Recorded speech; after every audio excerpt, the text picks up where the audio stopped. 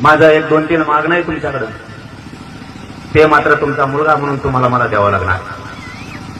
माझं पहिलं मागणं आहे तुमच्याकडं, धारासूर मधल्या सगळ्या मराठ्यांकडं आणि धारासूर मधूनच महाराष्ट्रातल्या सगळ्या मराठ्यांकडे माझं एक 2-3 मागणं आहे, ते मला तुम्हाला द्यावं लागणार आहे.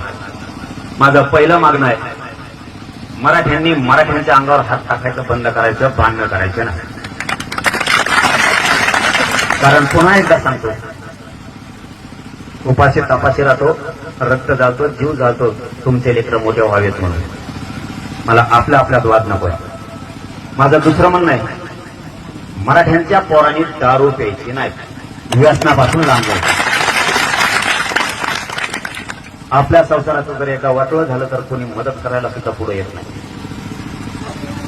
एकदा सवय लागेपर्यंत सगळे आपल्या पाठीमागे राहतील, पण एकदा जर आपल्याला दारूची आणि व्यसनाची सवय लागली, आपले मित्र आपल्याला नीट बोलत नाहीत, आपल्या पाहुण्याजवळ आपल्याला नीट बोलत नाहीत आणि गावातले लोक सुद्धा आपल्याजवळ बसत नाहीत.